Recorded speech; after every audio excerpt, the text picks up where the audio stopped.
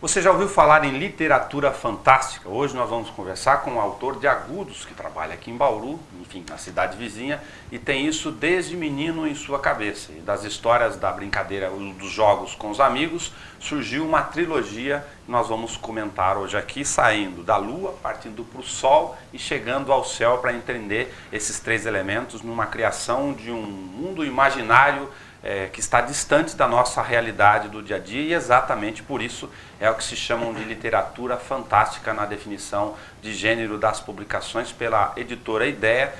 Acaba de ser pré-lançado em Agudos para as pessoas poderem conhecer, e ao longo do programa nós falamos aqui pela internet dos dados. João Henrique, obrigado do seu retorno aqui. O que é para você a literatura fantástica? A literatura fantástica é você se desprender um pouco desses nossos grilhões da realidade, né? Mesmo que a literatura fantástica ela tome por base referência em nossa realidade, mas você se dá liberdade de imaginar, né? À medida que a gente cresce, a gente vai um pouco deixando de lado, até para resolver os problemas da vida que vão aparecendo, né? A gente vai deixando um pouco de lado o hábito de você imaginar coisas fantásticas. A literatura fantástica, ela dá a oportunidade para a gente revisitar esse nosso mundo de imaginação e fantasia. Esse mundo de imaginação e fantasia está na cabeça dos meninos, e todos somos ou fomos meninos em alguma parcela, ou ainda estamos sendo meninos ao longo do tempo, com as adaptações das loucuras do dia a dia. E eu conversava com a professora da Unesp sobre psicologia, e eu usei a questão do exemplo da tua obra para discutir no jornal regional essa relação com a imaginação. Você tem contato com os jovens, meninos, até porque o RPG que a gente vai comentar aqui também está nesse universo. Eles ainda imaginam bastante coisa?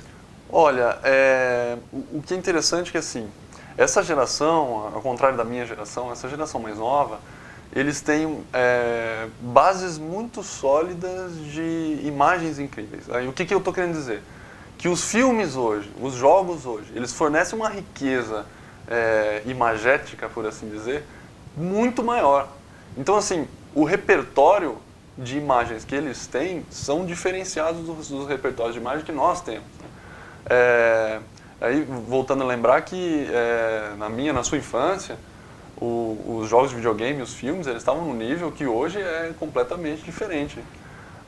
Então, assim, eu acho que eles não têm o hábito de imaginar como nós tínhamos, mas como a infância, né, e a juventude, ela é o berço da imaginação, é onde nós exercitamos mais a imaginação. Eu acho que isso é inerente ao jovem, ele está dentro dele essa capacidade de imaginar. Assim. Os jogos, os games, eles escravizam ou ajudam nesse processo de imaginação, na sua opinião? Aí eu acho que depende do ponto de vista. É uma pergunta polêmica. Muito bacana essa pergunta. Eu acho assim, você não pode se acostumar a ter tudo entregue. Eu acho que nesse ponto a literatura é muito bacana. A máquina e seu enredo entregando de presente para você a historinha. Exatamente. Porque assim, nos filmes e nos jogos, você não tem o trabalho de exercitar a sua imaginação. Quando eu digo imaginação, eu não estou me referindo à criatividade. Estou me referindo à capacidade mesmo de, dentro da sua cabeça, você criar imagens. Né? Porque tá na tela, você não precisa se dar o trabalho de imaginar, puxa vida, como seria isso na realidade. Não, ele está te mostrando como seria isso na realidade. Agora, a literatura não. Você está vendo ali caracteres, né? São letras, são frases. Então, aí vai do seu potencial de pegar aquilo que está escrito ali, transformar em imagem na sua cabeça. Então, esse fator, esse lance da literatura te dá a liberdade de você imaginar um personagem descrito num livro, o mesmo livro que eu li, e os nossos personagens terem diferenças visuais. Eu acho isso incrível, porque já até me falaram assim, olha, vamos pegar um Harry Potter, eu imaginei tal personagem no livro, o que eu imaginava era muito mais legal do que no filme. Então assim, e a partir do momento que a pessoa assiste o filme, isso gera um conflito, porque o que ela tinha na cabeça, ela acha mais legal do que o que está aparecendo na tela do cinema. Mas é muito comum das histórias que saíram do papel, da escrita, para a telona, né, que a gente chama, sim, de você viajar muito mais no livro do que no cinema. Sim, e tem um problema da adaptação também, né? Porque geralmente o conteúdo que está no livro, ele é muito mais rico, é um conteúdo que você absorve no seu tempo, no tempo que você para sentar ali e curtir. Você não precisa fazer isso de uma forma apressada como é no cinema. No cinema você senta lá, o diretor sabe que ele tem que colocar aquele livro todo em 2 horas de vídeo, né, de filme. Então, é natural que mudanças ocorram, porque são mídias diferentes, né? Eu acho que a literatura ela é uma coisa muito mais introspectiva. Você trabalha dentro da sua cabeça, no seu ritmo, do jeito que você gosta. O cinema não, tanto é que o cinema é uma coisa coletiva, né? Você está lá sentado com um monte de gente, acabou o filme, você troca ideia com as pessoas, o que você achou dessa parte, dessa? Para dar asas já à nossa viagem para a literatura fantástica, os jogos de imaginação, essa brincadeira gostosa do berço do pensamento, quando o menino é que te levou, neste momento, a completar a trilogia. Isso. O RPG, para mim, ele foi um pouco da evolução das brincadeiras de faz de conta, né? Então, quando a gente brinca de polícia e ladrão, que antes a gente brincava muito na rua, né? Ou de pique-esconde. Não, na minha cabeça o pique-esconde era uma coisa assim, tinha um predador querendo me pegar e eu tinha que me esconder. Então, assim, a imaginação da criança, ela vai longe, né? E o RPG, eu acho que ele foi, para mim, foi meio que uma evolução disso mesmo. E por mais que exista brincadeira ali, a riqueza sociocultural que o RPG oferece, o incentivo à leitura, ele é uma coisa palpável, uma coisa factual. Aí eu entro no raciocínio do que a gente estava conversando antes. Então, nesse sentido, o RPG não escraviza, ao contrário, ele dá asas ainda. Ao contrário, completamente ao contrário, ele te liberta. Alguns cenários de RPG, eles te dão muita liberdade. O único conflito é o seguinte, quando você dá muita liberdade, porque também é um jogo, a gente não pode esquecer disso. Claro, sempre lembrando que é um jogo. Sempre lembrando que é um jogo. E principalmente se você for pegar os mais jovens, quem está entrando na fase da adolescência, cara, assim, é o que eu falei, as referências que eles têm em anime, em desenho animado, em filme, em videogame, são incríveis, assim. Então eles vão querer pegar tudo aquilo e colocar no jogo. Depende do repertório daí que você está dizendo. Exatamente, dependendo do repertório.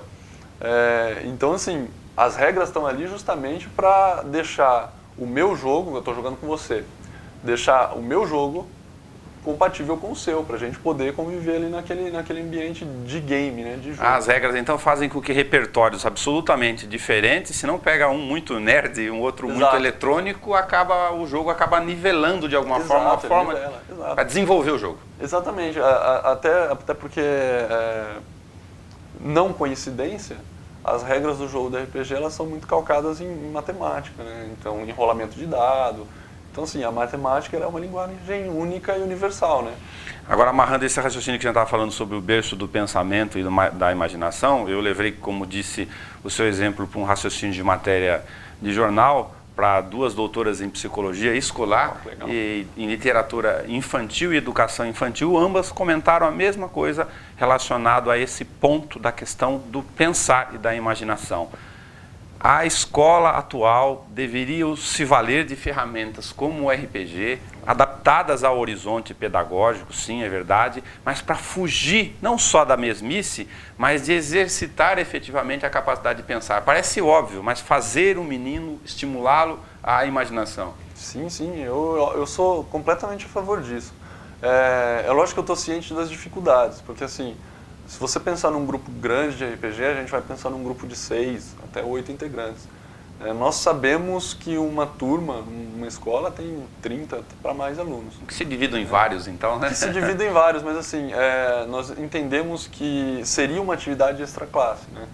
Então, assim, que agregaria muito, muito mesmo, porque é um exercício de criatividade e imaginação que é difícil hoje de se encaixar na grade curricular da escola.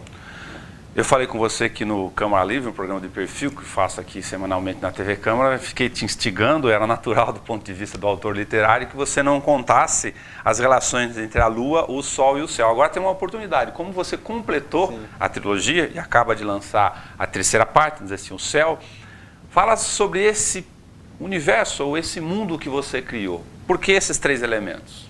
Olha, um dos elementos fortes da trilogia do Primeiro Alvorada era que ela tem um pé bem fundo na ficção.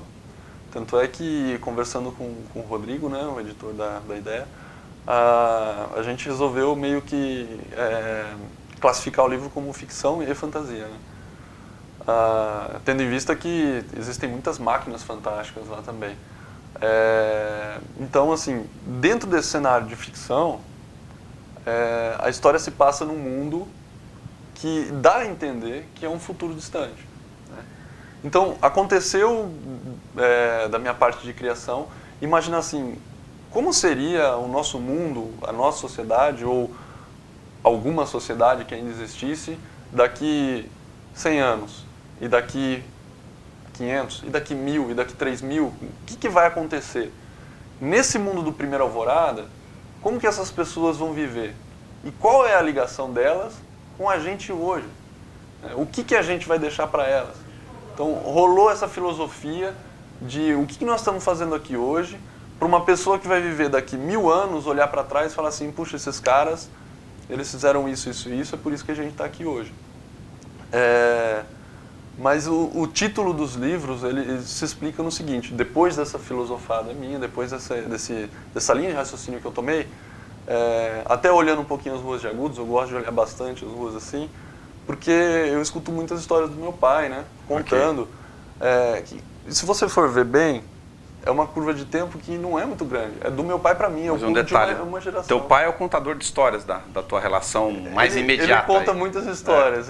Isso te leva a um outro mundo, lógico, mas eu estou dizendo como ponte de ligação de contar histórias. Exato. Porque assim, é lógico que a literatura veio do nosso costume de contar histórias. Né? Naquela época que não existia nem rádio nem TV. Sim. Mas, então, ouvindo essas histórias que meu pai contava no passado, que mesmo sendo um passado muito próximo, é o que você falou, dá a impressão de que é outro mundo. Porque, como Agudos é uma cidade pequena, muito simpática, por sinal, ele falava assim, olha, essa rua aqui não era nem asfaltada, era rua de terra. Aquela praça não existia. Perfeito. Né? O caminho que eu fazia para a escola era a pé, era uma subida de terra. Então, assim, eu comecei a imaginar isso. Se da geração do meu pai para cá já mudou tanto, quanto mais imaginar mais para frente, como que vai ser esse pulo, né? E aí, dentro desse cenário todo, dessas conjecturas e desses pensamentos, eu pensei, ocorreu-me que o que esse povo, que sabe lá quantos anos na frente vão viver, o que eles vão olhar para trás e ver que é a mesma coisa que nós vemos? Os rios mudam, o terreno muda, a árvore cresce, nasce e morre. As pessoas vêm e vão. E aí eu pensei, puxa vida, o elo de ligação é a lua, o sol e o céu.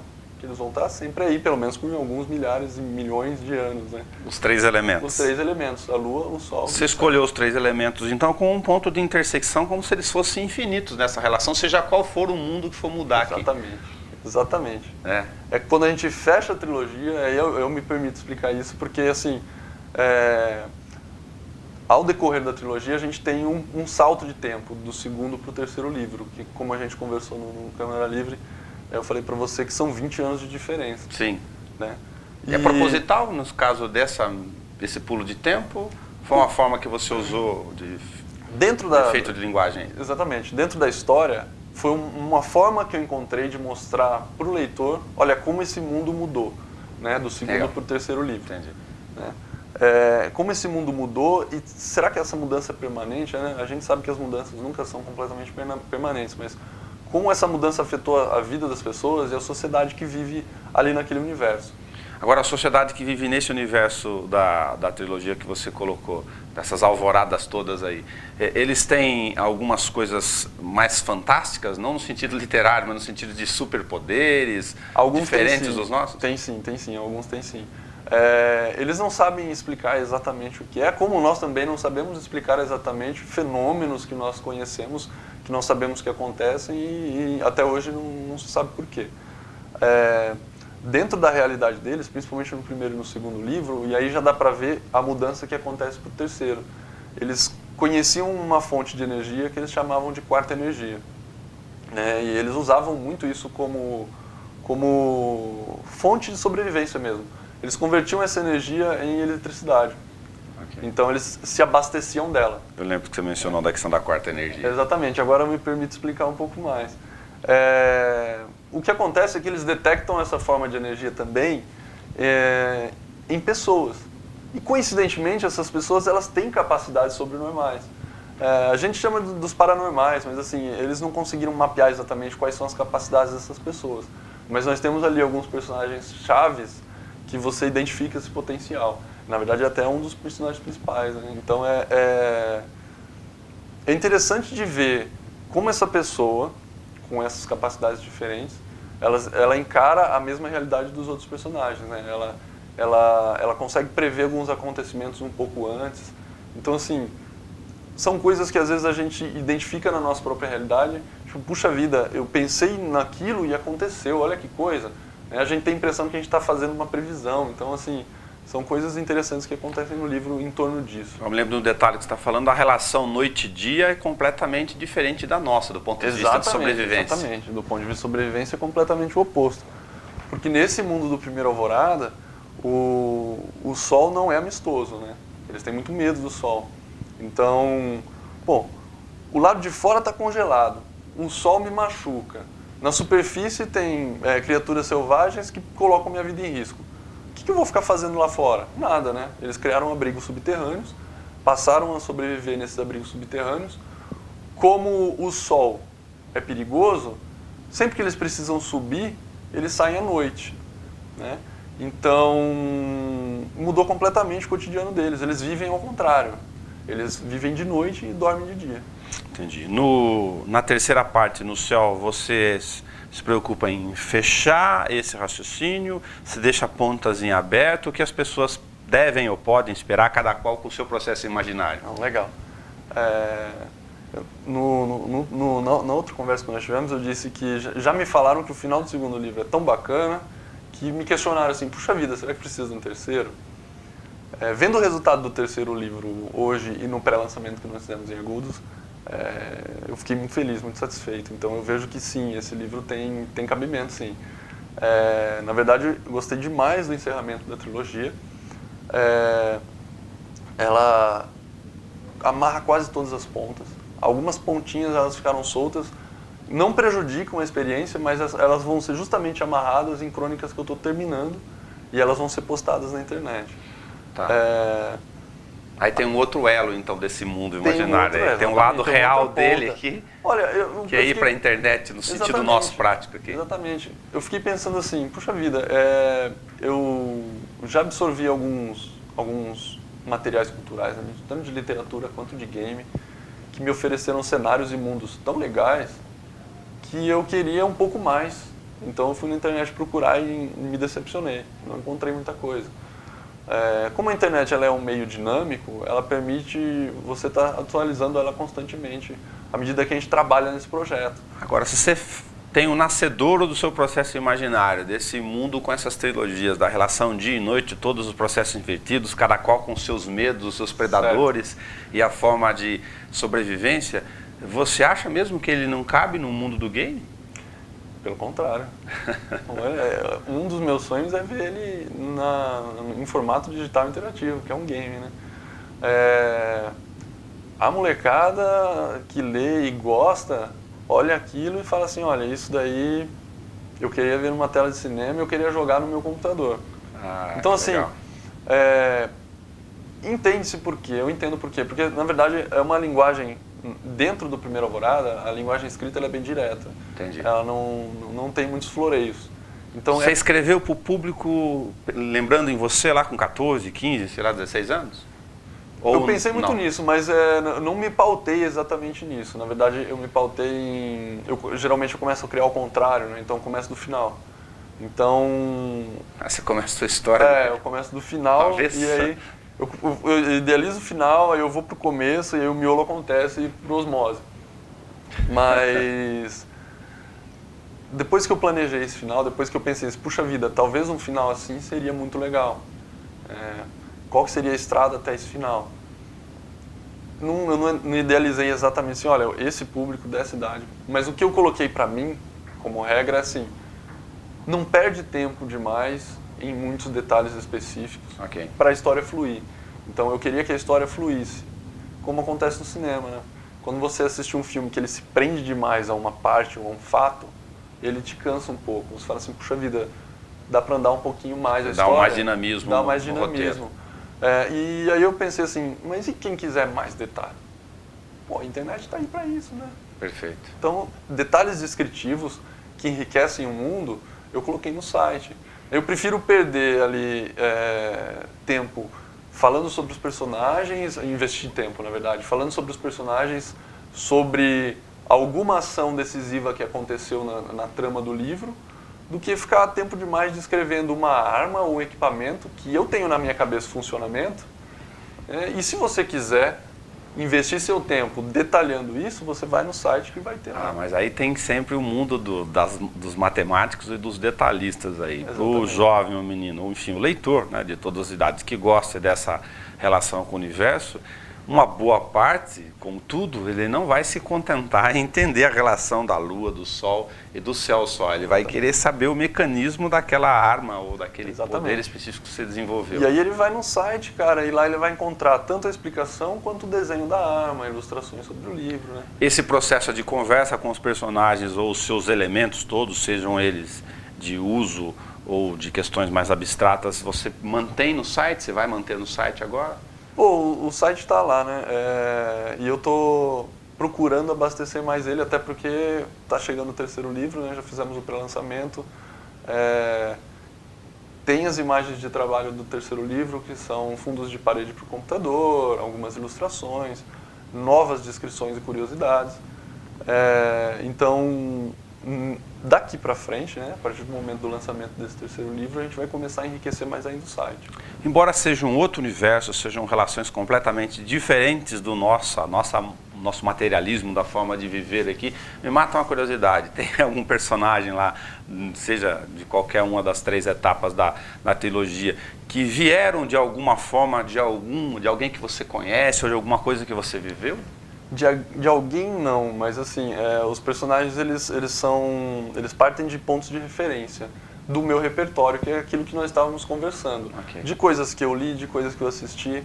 É até interessante que a personagem coadjuvante principal, tanto no primeiro quanto no segundo livro,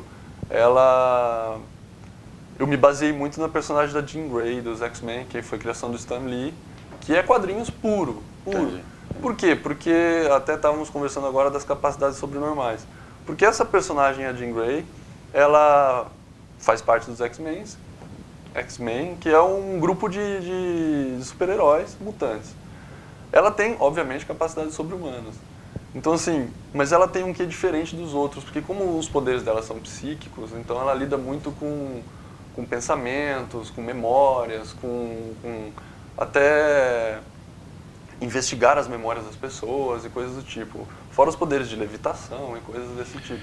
Já vi autores, enfim, criticarem do ponto de vista mais filosófico ou de conteúdo mesmo a questão da literatura fantástica, tentando colocar como se fosse uma literatura de consumo no dia a dia, independentemente da questão de taxar a literatura comercial ou não, certo. Mas eu fico me perguntando aqui, para uma escola e uma educação num país, infelizmente, com níveis muito ruins, que mal tem ou qual é o sentido negativo de você instigar histórias, personagens e mundos, fazer o aluno penetrar nesse mundo da imaginação? Nenhum. Eu acho que, assim, as pessoas elas têm a maturidade literária delas, né? Então, eu acho que é mais válido você inserir o jovem leitor. Que, na verdade, a literatura fantástica é uma literatura de entrada, né? Sim. Muitos dos jovens, eles começam a ler e descobrem o gosto pela leitura através da literatura fantástica. Então, assim... Aqui está o ponto de ligação, até a gente fala de atrair os jovens para essas relações, que seja, então, por esse caminho. Exatamente. Porque é muito difícil você atrair um jovem de 7º ano, 8º ano, se você usar a literatura clássica. Por quê? A linguagem, tanto a linguagem quanto a maturidade do autor não batem, né, com a maturidade do próprio jovem. Né? As aventuras propostas, muitas vezes, são aventuras adultas demais, são dramas pessoais pautados na vida já de uma pessoa já madura. Né? Então, talvez esse jovem mais para frente, mais adulto, ele vai pegar uma obra dessa e vai se enxergar nela, vai falar, puxa vida, o cara tá correndo risco de perder o emprego, tá preocupado porque a mãe tá doente, olha só, são dramas adultos, né? Agora, na literatura fantástica, não, você pode dar asa à sua, como estávamos conversando, dar asas à sua imaginação, se permitir se desprender dessa realidade agora enquanto você pode, porque a vida mais para frente vai te chamar para a realidade, querendo ou não. Sim. Né? Então, assim, aproveitar esse momento que é justamente de crescimento da parte da imaginação e criatividade.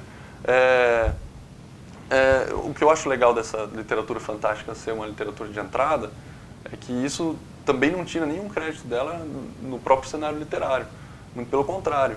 Se você pegar, por exemplo, O Senhor dos Anéis, que já conversamos sobre esse livro, o drama dos personagens, apesar de não ser exatamente a intenção do autor, mas você pode colocar aquele drama em diversas situações, em diversos cenários. Porque o personagem ali, na verdade, ele está carregando um fardo. Só para fazer uma ponte aqui, minha, que me veio à memória agora, se você levar ele para o Pedro Bala, do Capitães da Areia do Jorge Amado, ele tem aflições parecidas, cada qual em seu mundo. Então, exatamente. E assim, é aquela coisa da obra ter cenários, os personagens estarem inseridos em situações que você pode rebater essas situações para o seu cotidiano de diversos prismas. Né? A criança, quando ela está absorvendo aquilo, ela não tem isso em mente, ela quer viver uma aventura. Sim. Mas mais para frente, a partir do momento que ela começa assim, a ter experiências de vida, a ter o amadurecimento, ela vai olhar para trás e falar assim, puxa vida, aquele personagem daquele livro, do Primeiro Alvorada, aquilo que ele fez, olha só, agora eu preciso fazer uma coisa que é muito parecida. Preciso tomar uma decisão. E esse terceiro livro é muito pautado em decisões, né? Muito mesmo. No meu caso, só para a gente comentar dois processos de infância aqui, você, tal qual o meu caso, de uma cidade pequena, em Agudos, mas muito perto de uma cidade maior, de referência regional, que é Bauru, eu e Itaberá, que é uma cidade pequenininha. O meu mundo da infância não teve jogos eletrônicos, né? Embora sejamos muito próximos do ponto de vista de geração, o teu mundo teve. E nem por isso temos elementos distantes de alçar esses processos de imaginação. Sim, sim. É porque eu acho que imaginar, o processo de imaginar, apesar do jeito como você vai alcançar aquela imagem e depois como você vai materializar ela, seja em desenho, ou em texto, ou em música, eu acho que, apesar de ser pessoal, eu acho que existe sim um modus operandi, assim, de como as pessoas tendem a buscar a essência para transformar em um produto. Né? E aí, voltando nas crianças, que são os jovens leitores, você, quanto antes inserindo elas nesse mundo, mais rico vai ser o repertório delas. Porque, como você disse, a gente cria a partir do nosso repertório. Tanto você, na sua cidadezinha, quanto eu na minha cidadezinha, o que a gente está fazendo ali preenchendo cada vez mais, enriquecendo o nosso repertório. E agora, para provocar a literatura ou a poesia, e agora, João? Você criou um mundo imaginário, tem personagens que estão convivendo com essas trilogias, tem o passo da internet, o que fazer com o escritor agora? Então, eu tenho alguns projetos, o meu foco agora é terminar o Primeiro Alvorada, né? Até a minha namorada mesmo já falou, olha, faz uma coisa de cada vez, não tenta abraçar o mundo, porque você como trabalha com música, você sabe que às vezes você está terminando uma canção que você ainda não está certo se é aquele final que você quer, mas do nada você vê alguma coisa que ativa o seu repertório lá atrás e você fala assim, puxa, de repente outra música assim ficaria legal. Então assim, nós não podemos deixar as coisas interminadas, né? Vamos colocar um ponto final no Primeiro Alvorada. Tem alguns textos ainda para publicar na internet, como eu já disse, que vão amarrar as últimas pontas, vão enriquecer ainda mais esse mundo. Estamos lançando o terceiro livro, que é O Céu, que, querendo ou não, na cronologia da história se passam 20 anos depois, então assim, é quase que uma outra história dentro desse mundo. Os personagens estão 20 anos mais velhos, então alguns são até quase irreconhecíveis, porque você fala assim, puxa vida, ele era tão energético, agora está tão recolhido. Novos personagens aparecem e o mundo está diferente, então é tudo diferente. É muita coisa nova até para o leitor que estava acompanhando a série desde o começo. Mas, além do Primeiro Alvorada, tirando o Primeiro Alvorada e os projetos acerca do Primeiro Alvorada, eu estou com algumas ideias já, não parei de escrever. Para falar a verdade, já comecei a escrever, porque eu também não consigo me segurar. Eu tenho 2 projetos aí que eu já comecei os 2, eles estão parados justamente por causa do Primeiro Alvorada. Mas eu estou me decidindo assim, eles vão para caminhos completamente diferentes, então eu estou pensando assim, para que lado que eu vou. Um é mais contemporâneo, tem tudo a ver com a nossa realidade, é uma história bem calcada no nosso mundo. E o outro eu continuo puxando para a fantasia, apesar de ser mais próximo da nossa realidade, continuo puxando para o lado da fantasia. Apesar de ser um processo de imaginação, mas você está perguntando uma coisa que pode ser maluca, e exatamente por isso vou exercer a maluquice de perguntar. Muito bem. Você vem do mundo que tem muito de matemática, de desenhos, e aí? A matemática cabe dentro desse processo de imaginação? Cabe, lógico que cabe. É engraçado você acho que eu estou fazendo o raciocínio lógico aqui, porque 2 mais 2 é 4, aí arrumei professor que já mostrou para mim que não é. É engraçado porque eu estou fazendo um trabalho na empresa que eu estou hoje ajudando lá, e esse trabalho, como é planejamento, eu estou fazendo planejamento de game, que seria game design lá, né? E eu estou numa parte que é matemática pura, assim, saber quantos pontos vêm, de onde vêm esses pontos, então assim, o processo do game envolve isso. Sim. O próprio Pitágoras, né? Ele trabalhava a matemática de um ponto de vista de criatividade incrível, porque ele trazia a matemática para a realidade do povo onde ele vivia. Então, assim, alguns trechos das histórias que estão na internet até agora, do Primeiro Alvorada, tem, assim, dados matemáticos muito legais, por exemplo, do funcionamento das armas. Porque legal. São coisas que a gente, a princípio, não imagina. Eu fui pesquisar para escrever, por exemplo, porque tem muito disso, da gente querer se colocar no lugar do personagem para saber como ele vai estar se sentindo, para você poder tentar aproximar a descrição daquela situação, né? Então, olha que maluquice, ele estava escondido atrás de um anteparo, e esse anteparo estava sendo atingido por balas, era uma situação de guerra. E eu fiquei pensando assim, qual que é a sensação, né? Qual que é o som, o que acontece? E aí eu fui descobrir quantos giros por minuto tem uma metralhadora acertando o alvo, e eu falei assim, esse som desses projéteis acertando esse anteparo, ele é quase que um ruído constante, né? Então, assim, esses processo de repetição de um pente de metralhadora. Exatamente.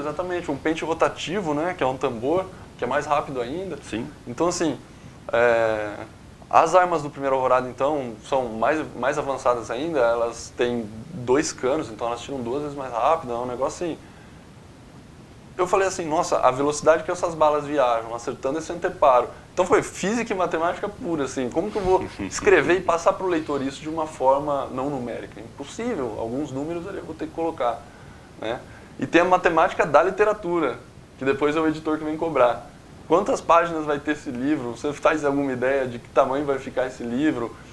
Quais vão ser as dimensões que a gente vai usar? Que tamanho que vai ser a altura e largura do livro? Tudo isso influencia também na experiência de leitura, né? Mas eles são muito competentes nessa parte, eu procuro não me preocupar muito com isso, né? Eu só escrevo a história e faço as artes. Legal. Henrique, muito obrigado pelo bate-papo. É uma forma também de exercitar um pouco a imaginação, saindo às vezes fora do universo da trilogia, mas para poder principalmente contribuir através da literatura fantástica com essa relação de fazer meninos, jovens, adultos a pensar, a imaginar. O pré-lançamento que nós tivemos lá em Agudos foi muito bacana do ponto de vista de experiência, como autor mesmo, porque o público foi muito receptivo, as crianças estavam muito empolgadas. Então, assim, o simples fato de eu estar aqui, na minha cabeça, assim, é uma oportunidade dessa experiência que essas crianças de Agudos tiveram, chegar até as mãos de outros jovens. Então, de imaginar o sorriso daquelas crianças lá e imaginar que essa oportunidade que você está me dando vai gerar sorrisos em mais crianças, que os pais vão ter acesso a esse material e levar até as crianças, os filhos, é muito gratificante. Eu agradeço a oportunidade de estar aqui. Tá o site no rodapé, mas para concluir, as pessoas vão perguntar em casa, mas fala, como vou encontrar essas trilogias todas? Pela literatura Ideia, tem nas livrarias daqui, mas pelo site é uma boa forma de contato? Aqui? O site da Ideia. Da Ideia. Mas nos grandes sites também está à disposição, né?